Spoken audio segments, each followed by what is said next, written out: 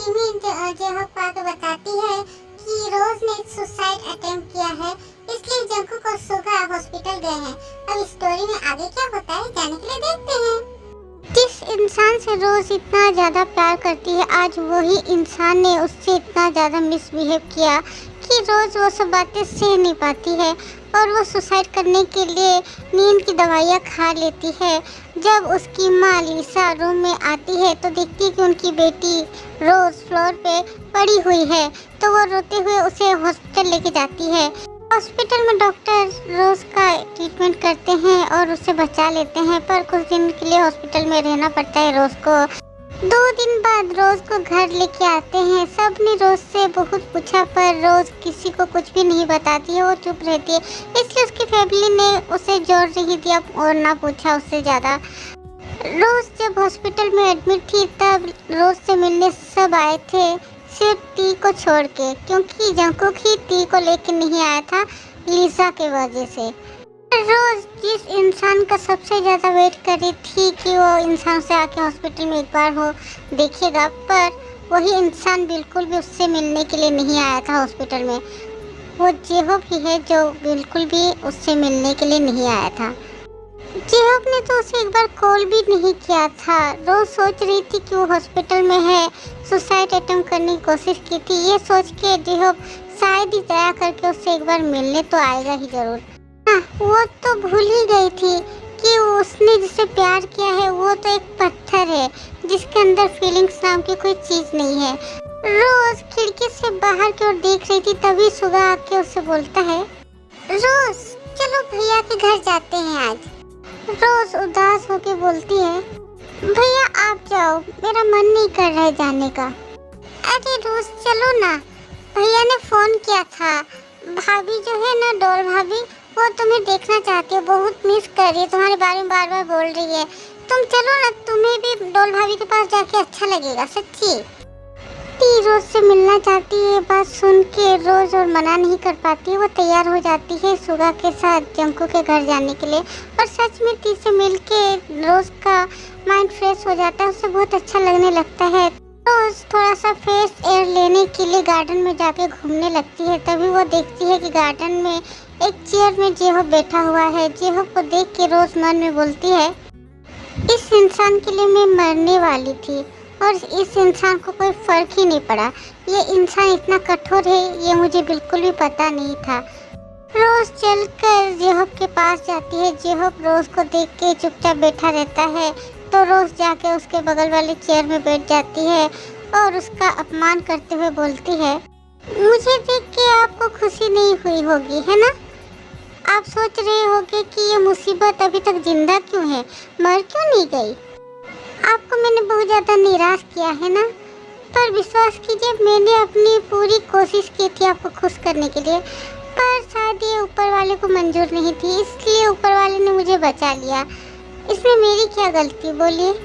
ये सब सुन के जेहोक बहुत ज़्यादा गुस्सा हो जाता है और गुस्से में रोज को देखता है, पर कुछ भी बोलता नहीं है, चुप रहता है।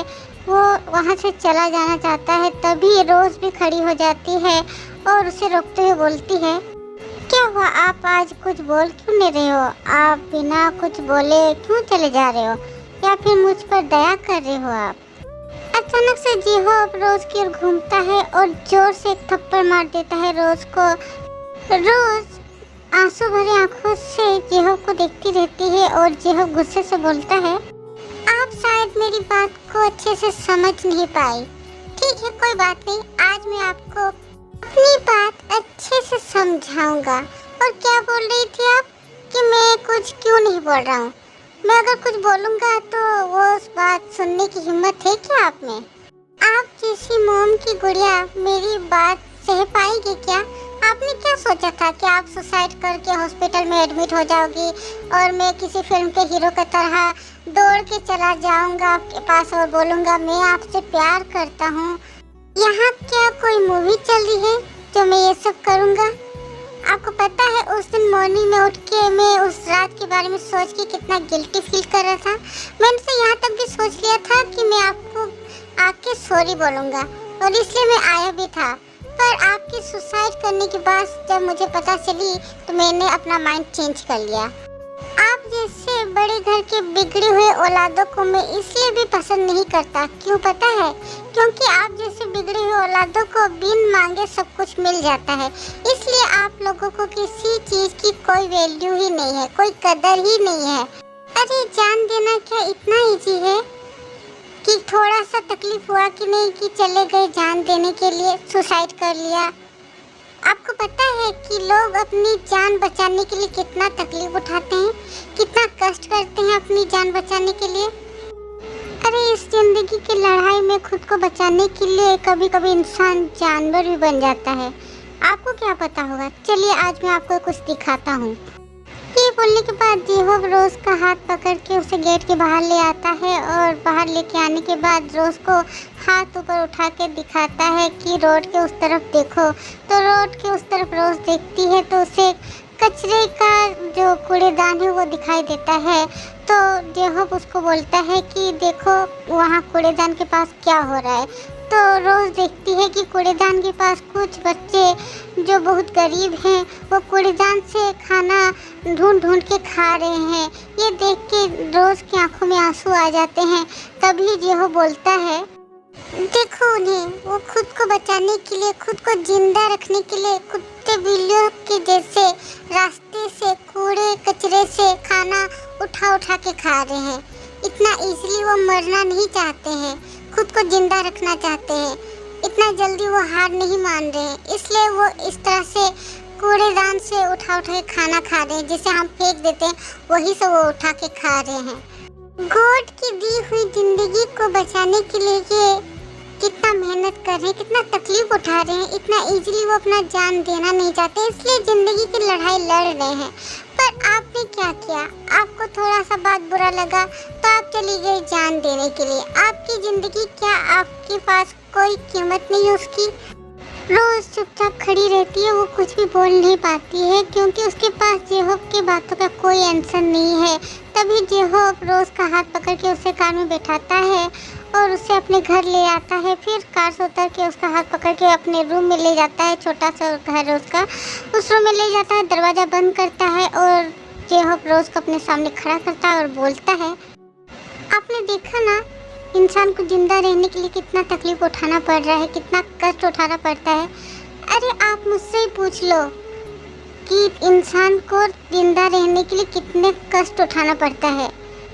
सबकी लाइफ आपकी जैसे नहीं है, सबने अपने मुंह में सोने का चम्मच लेके पैदा नहीं हुए हैं कोई भी। जैसे कि आपकी लाइफ है, आप सोने की प्लेट में आपको सब कुछ रखा रखाया मिल जाएगा, लेकिन सबके साथ ऐसा नहीं है। हमें जिंदा रहने के लिए हर पल लड़ाई करनी पड़ती है। हमें अपने आत्मसम्मान, अपने आप से, दूसरों से, अपनी मजबूरी से, अपने धैर्य से लड़ाई करनी पड़ती है। और आप सोच रहे हो कि आपने जो महान काम किया है उसके लिए मैं आपको कोई गिफ्ट दूँ, शाबाशी दूँ, सलामी दूँ? क्या चाहती हो आप? और वैसे बताओ तो आपने जो काम किया है, इतना बड़ा महान काम, क्या वजह थी? ऐसा क्या तकलीफ मिल गई आपको कि आपको ऐसा करना पड़ा? लेट मी गेस, मैं आपसे प्यार नहीं करता हूँ, आपको मैंने रिजेक्ट किया। इस दुख में, इस तकलीफ की वजह से आपने अपनी जान देने की कोशिश की। एक आदमी जो आपसे प्यार नहीं करता बिल्कुल भी, उसके लिए आप जान देना चाहती थी अपना, जबकि आपकी फैमिली आपसे इतना प्यार करती है। उनके बारे में आपने कभी सोचा नहीं? उनका वैल्यू आपके पास कुछ भी नहीं है आपकी नज़र में? अगर आपको कुछ हो जाता तो आपकी फैमिली का क्या होता, उन पर क्या बीतती, आपने कभी सोचा है? नहीं, आप वो सब क्यों सोचोगे? आप तो पढ़ी हो, आपकी इतना महान तकलीफ जो आपको मिली है उस बारे में। आप सिर्फ अपने बारे में सोच रहे हो। आप इतनी सेल्फिश कैसे हो सकती हो? रोज सिर्फ रो रही है और कुछ भी नहीं बोल रही है क्योंकि उसके पास जेहोब की बातों का कोई आंसर नहीं है। सच ही तो, उसने सिर्फ अपने बारे में ही सोचा, किसी और के बारे में बिल्कुल भी नहीं सोचा। तभी जेहोब थोड़ी देर चुप रहने के बाद फिर से बोलता है, और आपने ये क्या प्यार प्यार लगा रखा है? लाइफ में प्यार के अलावा और कुछ नहीं है क्या? ठीक है, आपकी बात मान लेता हूँ। मानने को मैं आपसे, सोच लीजिए मैं आपसे प्यार करने लगा, फिर क्या होगा? ये सुन के रोज चौंक जाती है और जेहोब फिर से बोलता है, बोलिए उसके बाद क्या? ठीक है, उसके बाद आप मुझसे शादी करने के लिए बोलोगे। और तो शादी कैसे होगी? मुझ जैसे लड़के से क्या आपके पापा आपकी शादी कराने के लिए तैयार हो जाएंगे? ठीक है, मान लिया कि कैसे भी करके हमने मना लिया आपके घर वाले आपके पापा को, पर आपकी जो जल्लाद माँ है क्या वो मानेगी? उनके जैसे लालची औरत कभी भी हमारी शादी के लिए मुझ जैसे इनफैक्ट मुझ जैसे गरीब लड़के से आपकी शादी कराने के लिए बिल्कुल भी नहीं मानेगी। तब आप मुझसे क्या बोलोगे कि कोई बात नहीं, अगर कोई नहीं मान रहा तो मैं आपके साथ भाग के शादी कर लूँगी। उसके बाद क्या होगा? अच्छा ठीक है, मान लिया आपकी बात मान के हमने शादी भी कर ली भाग के। उसके बाद क्या होगा? उसके बाद आप मेरे ये जो घर देख रहे हो, इतना छोटा सा घर जहाँ पर कोई फैसिलिटी नहीं है, नो कार, नो नौकर, नो एसी, नो ओवन, कुछ भी नहीं है, आप क्या मैनेज कर लोगी? आप मान लोगी? इसको एक्सेप्ट कर पाओगी?